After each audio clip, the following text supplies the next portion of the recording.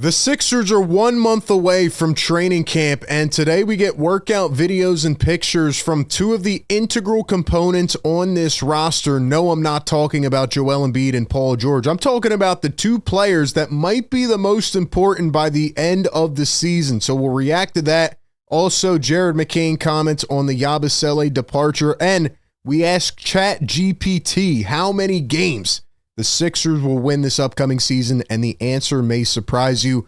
We will break it all down right here on the show, but welcome in to Philly Take with RB. We cover this team every single day, so hit that notification bell. Don't miss the videos or live streams, and leave a like if you enjoy the content. All right, let's start it off with some news. That is right. No longer will the Sixers open up training camp in the first week of October. This year, it is different.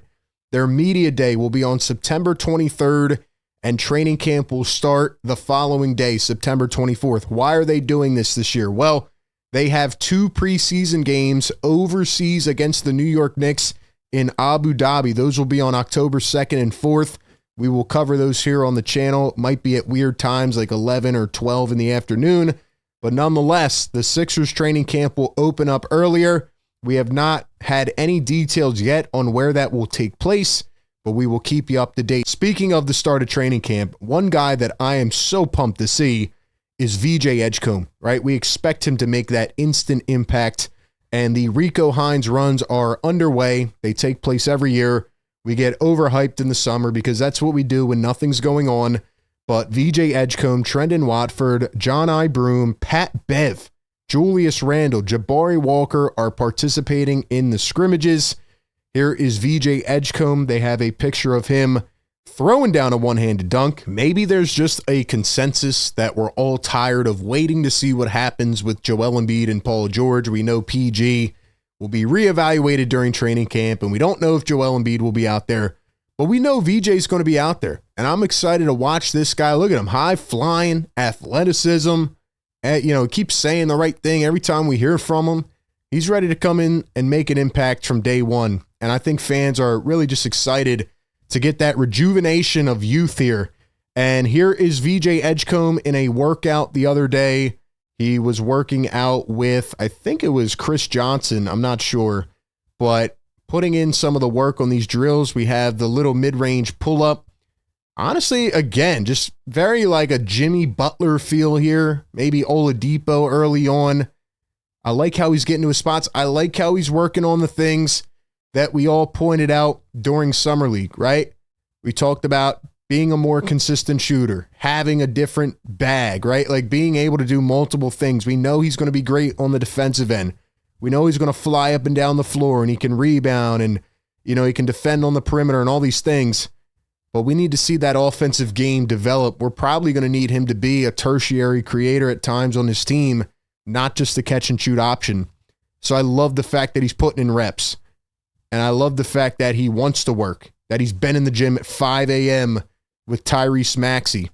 Maxey said that on a recent interview. Shout out to VJ, man. I'm excited to see what he can do. I know he is going to come in ready to go. This isn't like a project or a, hey, we need to give him a year or two. No, he's ready to go. So shout out to VJ Edgecombe, and give me your thoughts. What are your rookie predictions for VJ Edgecombe? Now, we have a post from Tyrese Maxey who says fellowship. Couple pictures here. Tyrese and the vet Kyle Lowry. Can't believe he's still on this team, but he is. Here is Trendon Watford, Maxey's boy. We also have Maxey with VJ. I mean, Maxey has to take charge. He's going to be a leader for this team. He said that as well in a recent interview. Like, man, I'm mid-20s and I'm looked at like the old guy, like the unk, like the vet. It's crazy. Feels like yesterday Tyrese Maxey was drafted, but nonetheless, it's time to step up and do your thing. Now, I want to play this video here where Maxey posts 5:43 a.m. This guy is in the gym before 6 o'clock a.m. Were you up this morning before 6 a.m.? Maxey's putting in work. You can never doubt that. I mean, he may be injured or the team may lose games and he might have an off night, but what you do know about Maxey is that he's going to have a bright smile on his face. He's going to get better 1% every day. That's his motto. And he's in the gym cooking. A lot of people sleeping on Tyrese Maxey. I think he's going to have a great year. I think he's going to have an all-star caliber year. Do you agree with that or not? There's a little step back by Maxey. He's been working a lot on like off-balance stuff, just getting very crafty in that mid-range area.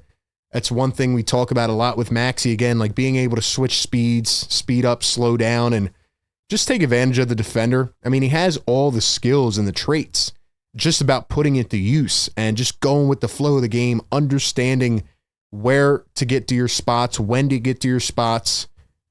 And he just has a really good feel for the game. And I think he's going to be a lot better with that this season. Now, another Sixers guard made a comment recently with a reporter regarding the departure of Guerschon Yabusele. The Sixers, by the way, still don't have, in my opinion, a starting power forward. Who do you think's going to start at the 4? Let me know down below. But Jared McCain discussed Yabusele departing from the Sixers, saying, quote, "Man, I'm going to miss him. That's one of the best people I've ever been around. I could go to him for anything. A lot of my teammates are like that, but him, I gravitated to a lot. He was super nice, a good person, fun to play with, also another great energy person. I'm sad to see him go. I talked to him a few times since he left. I'll see him a lot in New York." Now, again, with the 76ers, everybody was saying, well, the reason they didn't give Yabu the 5 whatever million is because they wanted to sign Quentin Grimes, and they had to make sure they could sign him. Well, looking at the RFA market, which is completely dried up, and none of them have signed yet, I think the Sixers could have signed Yabusele, avoided this whole waiting game, and even if they did have to wait, they still probably would have Grimes at a good number, because it doesn't look like Grimes is getting that 25 or 22 or whatever it is million that he wants. So I think the Sixers could have signed Yabu, and I think it's just a bad judgment on behalf of Daryl Morey in the front office. But nonetheless, it's over. They did what they did, and we'll see what happens at the power forward position. But let's go back to the guards, because I was messing around and I went on ChatGPT, and I have not looked at any of the answers yet, but I have 3 questions and 3 questions only for ChatGPT, and I thought it would be fun to ask about Tyrese Maxey, VJ Edgecombe, since we've talked about them today, and also the Sixers record prediction. So let's ask about Tyrese Maxey. What will Maxey's stats look like this upcoming season? We will react in real time here as we ask ChatGPT. Let's see what ChatGPT, let's see what AI, right? Maybe this is what Daryl Morey does. He loves AI. Let's see what they say about Tyrese Maxey. All right, here we go. Tyrese Maxey's 2025-26 season projections are as follows. 65 games played. That's crazy. Projected an injury. 35.6 minutes, 24.8 points per game, 3.3 boards, 5.7 assists, 39% from 3, 45% from the field. I wouldn't be mad at that. I think that's a pretty good overall season, especially if the other stars are healthy. I mean, we don't know if they will be, but if they are, I think that's a good like second, third option type of production season there. Let's see. They give his 2024 season recap. There's speculation about a possible growth spurt or at least a visible physical improvement. Everybody's saying he's 6'5", so maybe he is. So they're saying his numbers will dip a little bit from last year, but I think more so that's just based on other players being available and able to play. Based on early projections and Maxey's development trajectory, you can expect the following 25, 6, and 3 or 4, which I think is pretty good efficiency. These stats position him as an all-star caliber guard, blending efficient scoring with growing all-around impact, assuming health and offensive balance hold. So again, ChatGPT thinks Maxey will have an all-star caliber season. Now let's ask them, what will VJ Edgecombe stats look like this upcoming season? Let's see if they have a big rookie season in store for VJ Edgecombe. My guess is they're going to say like 12 points, 5 and 5. You're asking a look ahead at VJ Edgecombe. Let's see. Estimated rookie season projections. Points 8 to 12 per game. Rebounds 3 to 5 per game. Assists 1 to 3. 1 to 1.5 steals. And 0.6 blocks per game. Catch and shoot mid 40% from 3. So let's see. Do they give an overall thing here? Mid 30s overall for 3-point percentage and high 40s on catch and shoot. So I was close. I said 12, 5, and 5. They're saying 8 to 12 points per game, 3 to 5 boards, and 1 to 3 assists. I wonder how much they're taking injuries into account here. But I think overall, especially if guys are missing time, those numbers are probably going to go up. And I think, again, he's going to be like a jack of all trades, like a Swiss Army knife in every way, impacting the ball game and impacting winning for this team. Now, last but not least, I want to ask ChatGPT how many games the Sixers will win. Give me your prediction down below. Way too early. All right, let's see. Expert projections, 38 to 44. Are you kidding me? Win total at 43.5. I'm hitting the over on that. I'm sorry. 42.5. Estimates range from high 30s to low 40s.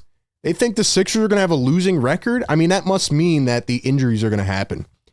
Persistent injury concerns for Joel Embiid, Paul George, and Jared McCain remain. But even if they get injured, honestly, I mean, you look at the Eastern Conference, you know, the Celtics and the Pacers probably will take a step back. You have other teams that are young but still trying to find their footing. I mean, it does feel like a wide open Eastern Conference. So I don't know if I can get behind mid-30s to 40 wins. I would say my prediction total would be like mid-40s, maybe like 46, 47. Again, if everybody's healthy. All right, let's ask if they're going to make the playoffs since they didn't answer me on that part. They might, but it's far from guaranteed. The Sixers are expected to compete for a play-in tournament spot. Their playoff fate will hinge on health, chemistry, and performance in clutch games. So even ChatGPT is not confident in the Sixers getting past the play-in tournament. That's crazy. That tells you where we're at. But hey, excited to watch the youth. We'll see how this team shapes up and how they play out. Give me your thoughts down below. What is your bold take? What is your record prediction? Appreciate everybody for tapping in. Be sure to like, comment, and subscribe. And as always, I will catch you on the next one. Peace.